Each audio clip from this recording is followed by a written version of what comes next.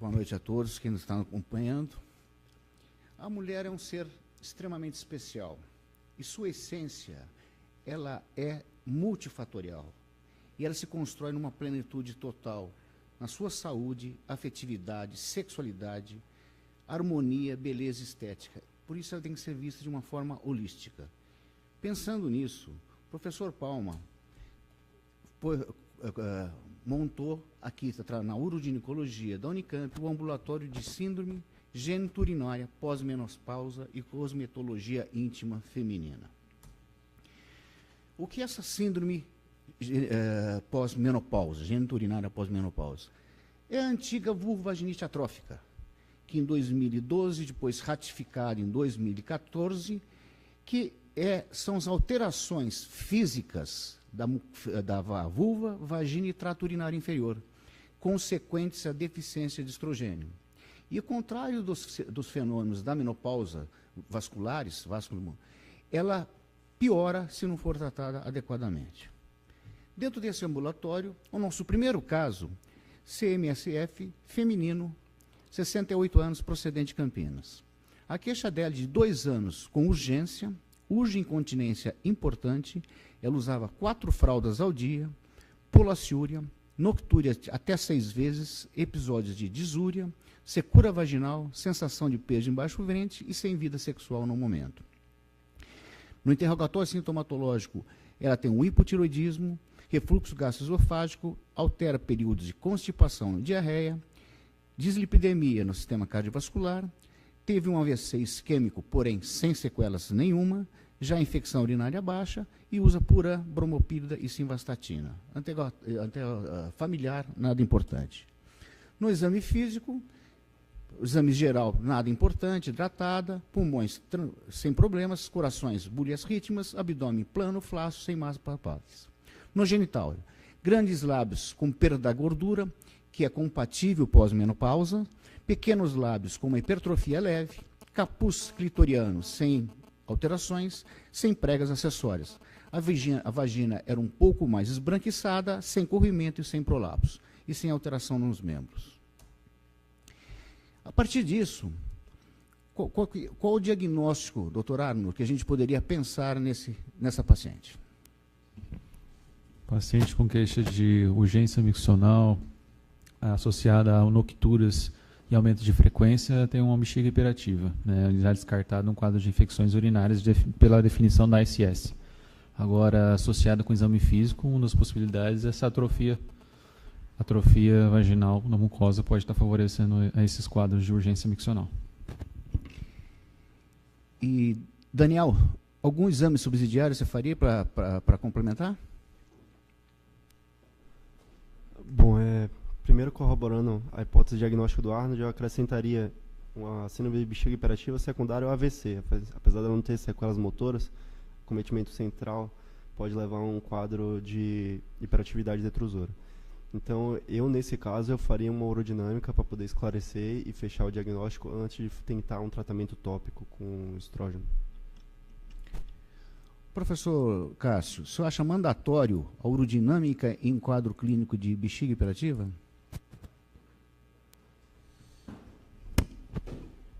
Na bexiga hiperativa idiopática, não. Na bexiga hiperativa, onde há uma doença neurológica bem estabelecida, normalmente a hiperatividade detrusora ela é mais intensa e se manifesta mais frequentemente no estudo urodinâmico. Portanto, nesse caso, poderia ser feito pelo antecedente aí do AVC. Como ela veio de fora, não trouxe, mas o quadro ficou de bexiga hiperativa idiopática. Bastante importante na bexiga hiperativa, para a gente mensurar prognóstico, avaliar como nós estamos tratando, é o ICIQ-OAB, International Consultation Incontinence Questionnaire de Overactive Bladder, que foi validado para a língua portuguesa pelos professores Cássio, Palma, entre outros, Palma e Cássio aqui presentes. É um questionário que está na Revista Brasileira de Ginecologia e Obstetrícia, em 2010, facilmente encontrado na internet. Essa paciente usou oxibutinina até 10 mg e solifenacina até 10 mg sem qualquer melhora dos sintomas. Alguma conduta adicional? Como você faria? Como você conduziria essa paciente?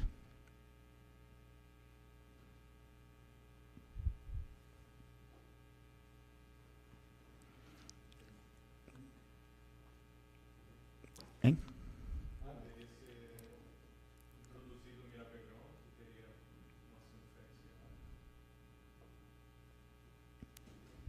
Bom, o tratamento de bexiga hiperativa, a gente tem as suas etapas. Sempre a mudança de hábitos de vida são beneficiados, né?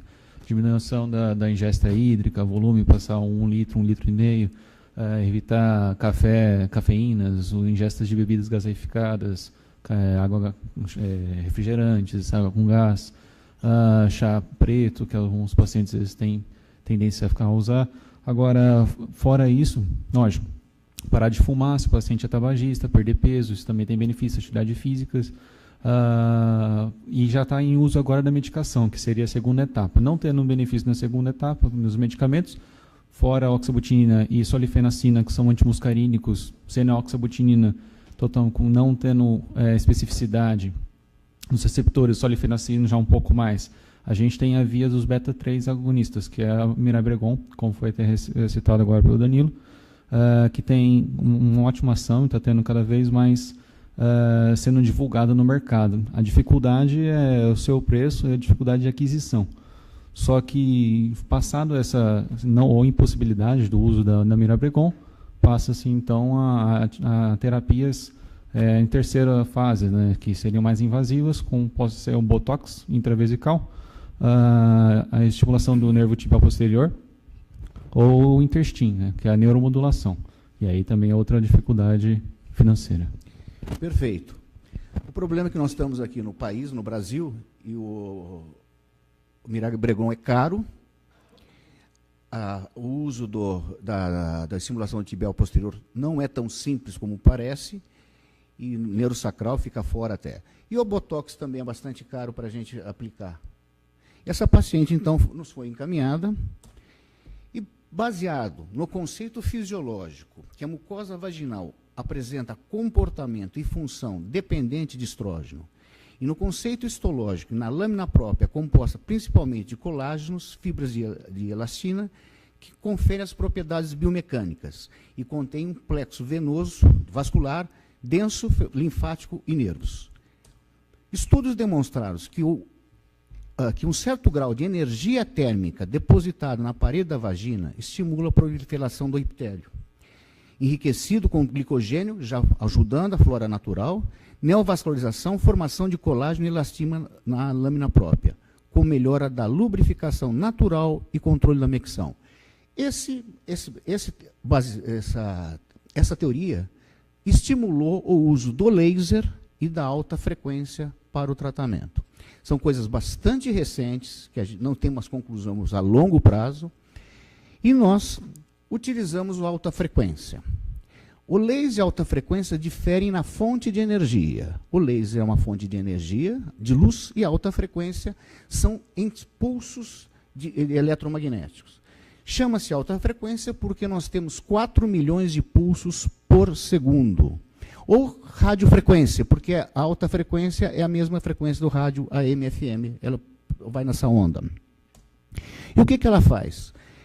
São pulsos rápidos, alternados, que vão fazer com que os íons dentro das células vibrem. Eles vibrando em pulsos tão rápidos assim, vão aumentar a temperatura. É muito rápido esse aumento de temperatura. Muito rápido esse aumento de temperatura vai elevar a temperatura até 70 graus Celsius.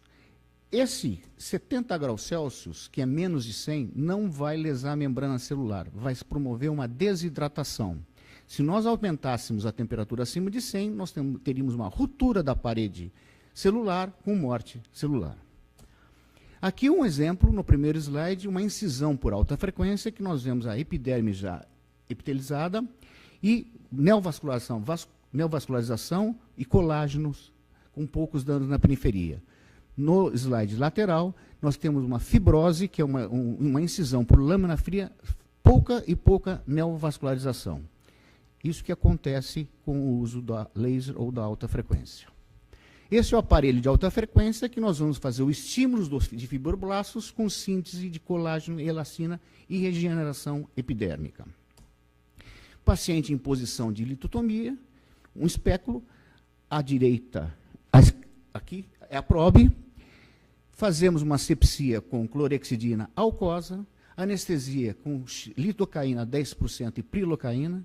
O cuidado maior da anestesia dessa paciente é no vestíbulo, que aí dói um pouco mais, mas no fundo vaginal e até o terço médio da vagina é bem fácil.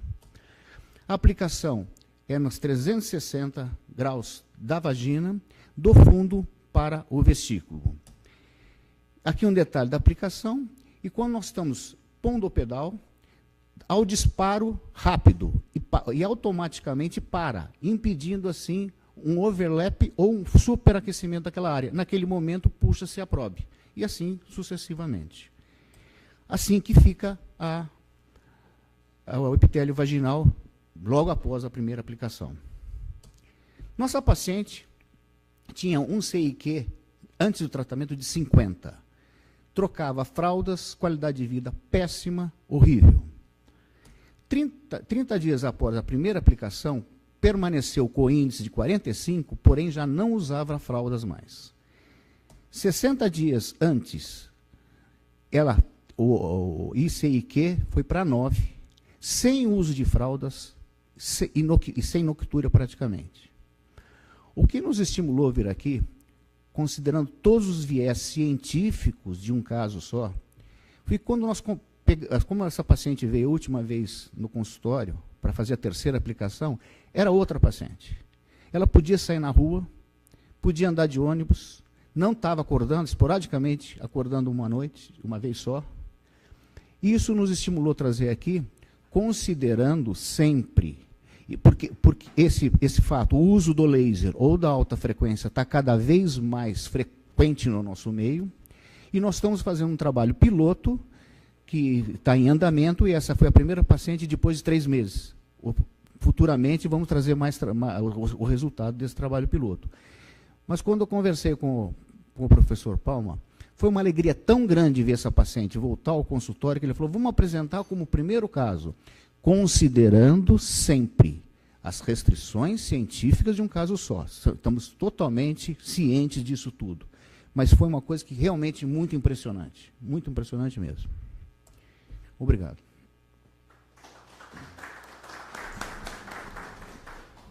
Orestes, obrigado por trazer o caso.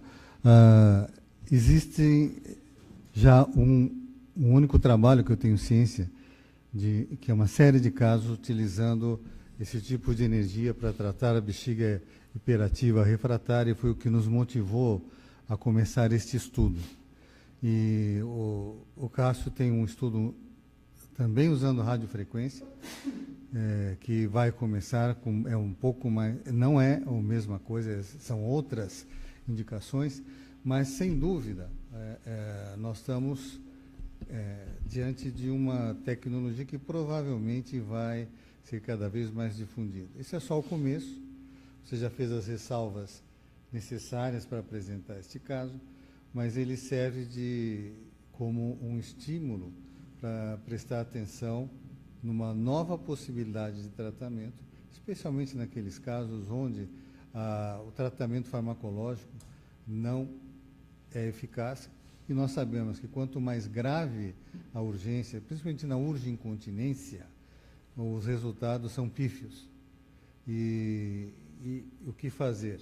Quando nós vamos por uma outra linha de tratamento, é possível que no futuro tenhamos mais essa alternativa no armamentário. Só um comentário final. Há muito tempo, talvez uns 10, 12, 15 anos, não sei exatamente, sempre se usou laser intravaginal, né, por várias indicações, não vou no mérito disso. Agora, recente que nós estamos vendo estudos científicos, mas melhor, focando cientificamente se isso realmente funciona. Eu acho que a grande contribuição do que está acontecendo é isso aí. Nós estamos vendo ciência em torno do método.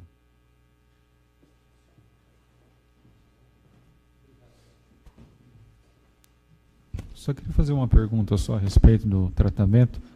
Apesar de ser uma terapia nova, tem muita coisa por vir aí de complicações, benefícios, malefícios, enfim.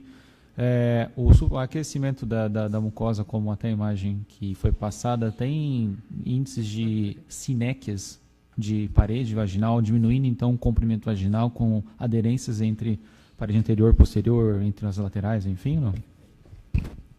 Não, porque a penetração é muito pouca. Ela não vai na hipoderme, então a penetração é muito pouca.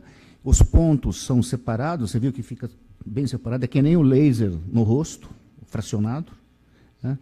E discute-se se funciona ou não, mas a reposição de colágeno e elastina, dependendo da idade da paciente, melhora, inclusive, eles usam para estreitamento, entre aspas, vaginal, mas sem sinéquia, sem nada.